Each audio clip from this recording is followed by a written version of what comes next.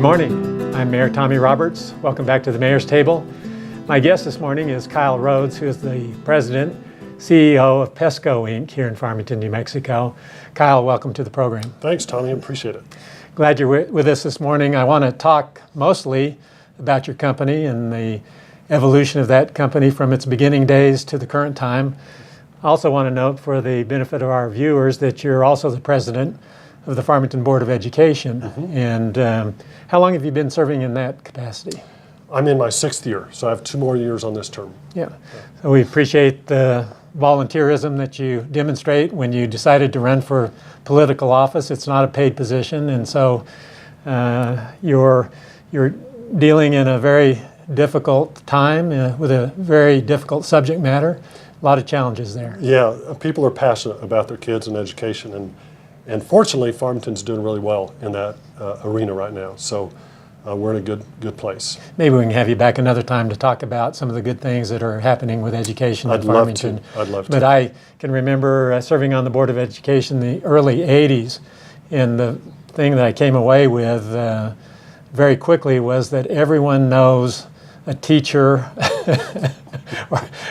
your grandparent, your parent, everybody has a strong opinion about education. Yeah, and everybody's connected. Right. Well, let's talk a little bit about your company, and want to connect it with our interest in economic development in San Juan County and some of the efforts that are being made to promote economic development. But tell us about the beginning of your company. So we came into existence in 1970. My parents actually started it, and started out on a shoestring, basically, as mom and dad, and my brother and I was 12 and he was 13 when we started this thing, and gradually grew this thing and to where we are today. So today we have about 310 employees. It's kind of been up and down with the economy of the oil and gas industry.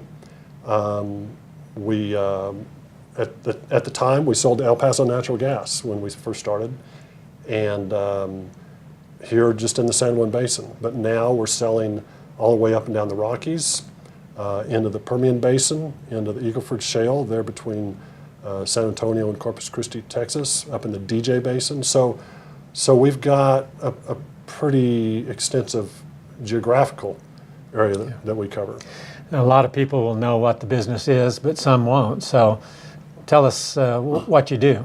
So we model, design, and manufacture oil field production equipment. That's our main go.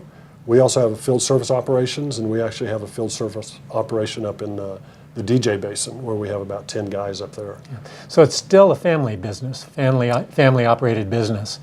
In large part, isn't it? That's correct. So my brother and I are still involved, have been there except for getting our degrees at the great New Mexico State University. and my brother-in-law's involved. And so we still are the core of the business, although we've hired a lot of expertise in some other areas, and so that's allowed us to do this growth. So we talk a lot about economic development. We are very much interested. In fact, I think maybe it's the highest priority that we have at local government, because obviously we can't provide services that we provide without a healthy economy. If we don't have that thriving economy, then there's downward pressure on the ability to provide those services. Right. So your company story is a success story. Certainly you've weathered your way through some of the down times, but right now you're in a growth mode again, and you indicate you employ upwards of 300 people currently. Talk a little bit about how the employment picture has ebbed and flowed over time. Yeah, and that's been a challenge, and I think it is for any organization when you go through these economic downturns. In 2010 was a big downturn, because at the time we were selling mostly into the natural gas market, and actually those were our first layoffs, was around 2010, and so after 40 years of business we had our first layoffs, and we designed a different product. It is a little different in that we started selling into the oil industry, and then again in 2015 for us, we had gotten up to about 310 people. And in 2015, we saw the big downturn in the oil industry and dropped down to about 180 people. Again, we tried to keep all we could, but in that period of time, everybody just stopped drilling and stopped needing our product. Started ramping back up for us in October of 2016, and we've just gradually continued to hire people and are still trying to hire people.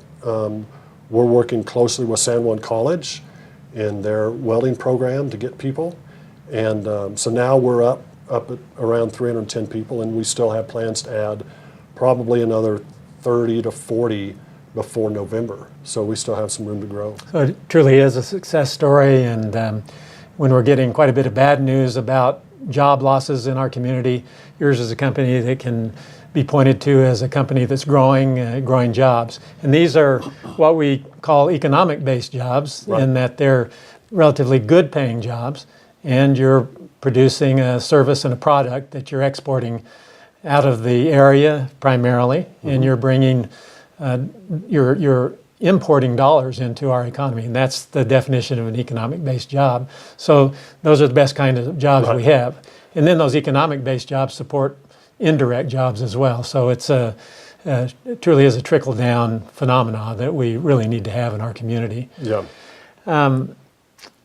So we're talking about economic growth, revitalization of our local economy.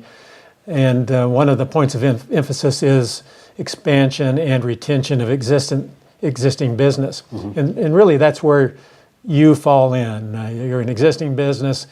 Economic development organizations want to help businesses grow and expand.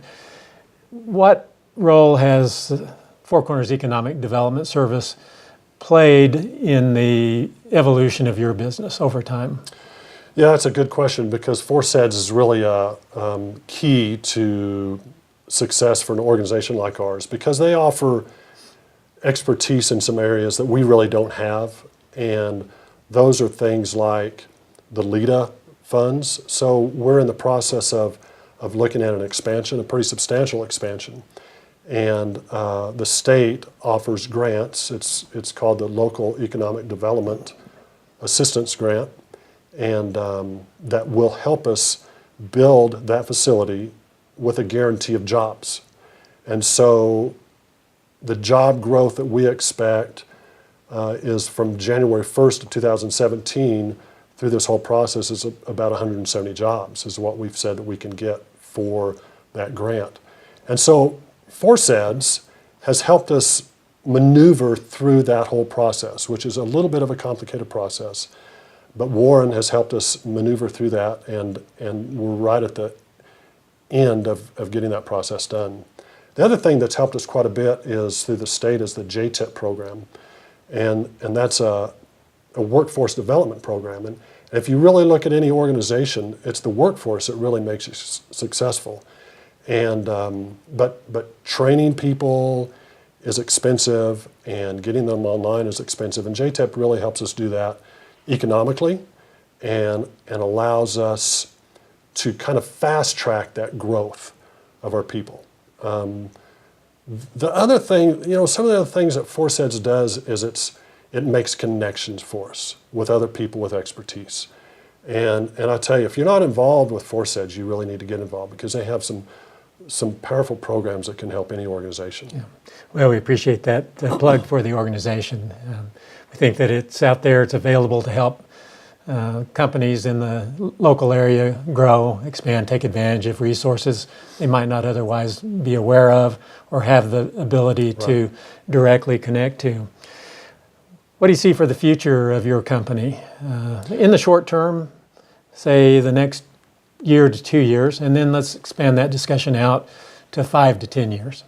Well, so our organization may be a little different in that, but I think that a lot of organizations need to do this, is that we've started working on our culture really hard. And really, in 2010 is where we really couldn't afford it. I mean, that was in the height of the downturn of that natural gas bust. And we went through what we call a culture transformation. And it's a transformation where you define your values, and then you describe the behaviors around those values. And so everything we do is around the values of the organization. So ours are integrity, mutual respect and trust, and commitment to excellence. And everything those values thread their way through everything we do in our organization. All of our leadership it's a requirement. They have to model that. And it's not only modeling that at the workplace, but it's modeling that in the community too. And so what that has allowed us to do is to build really strong relationships with our customers, that they trust what we do and what we say, because what we do and what we say is what we model and what we provide to them. And so we've really got some really strong relationships with some customers. And we signed a contract recently that took us through June of 2020 on equipment. And so right now, we're looking at, as long as the oil prices stay reasonable, that we're going to be busy doing this type of work for the next several years. Now, what we're working really hard on, though, is using lean manufacturing and technology to improve what we do. And so we're right at the beginning stages of getting into robotics, which will allow us to manufacture maybe just as high quality but less expensively. But what we've tried to communicate to our employees is that it doesn't affect their jobs. It just adds to our capabilities. And so it just gives us the ability to do more and hire more people.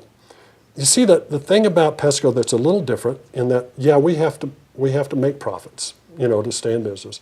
But one of our key things is we need to equip our people to have an impact in the community, have an impact in their families, have an impact when they're coaching teams and things like that. So it's important for us to be successful. It's important for us to be innovative. It's important for us to employ technology so that we can continue to impact the community in a positive manner. Beyond, 3 to 4 years or whatever, it's hard to say. But we hired a gentleman about a year ago that is over our new business development. And we're looking at our growth coming from different industries so that it takes kind of the peaks and valleys out of this oil and gas industry. And we haven't really landed on anything yet because, frankly, this ramp up in this industry has been so steep that we've just been trying to keep up with that.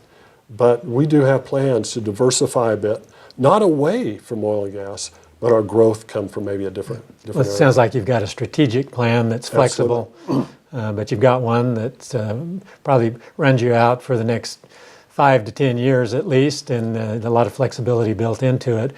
I want to close here, Kyle, by just acknowledging something that you referred to, and that has to do with the values that you try to instill through your business operations into your employee base.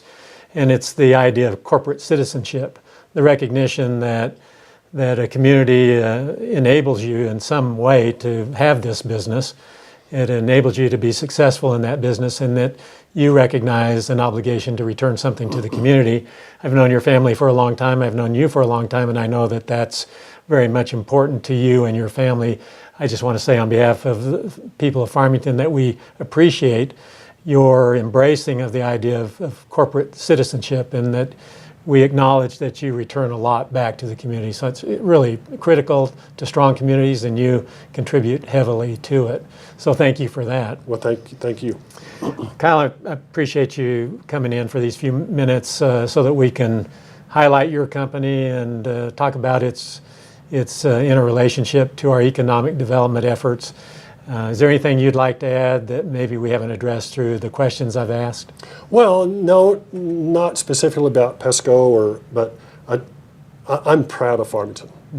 And, we have leadership in Farmington, yourself, at our schools, at San Juan College, at the hospital, that are strong leaders, that are strong values-based leaders. And And I think that this community is, yeah, we've seen our tough times, but I think we're only going to get better. So, and I appreciate your service. Yeah. To the Thank you, Kyle. community. I think a lot of people are engaged in the effort and continue to be engaged, and we've got a lot of challenges ahead of us, but I think we're all up to the task. Yeah, for sure. Kyle, thanks for being here as my guest on the Mayor's Table this morning.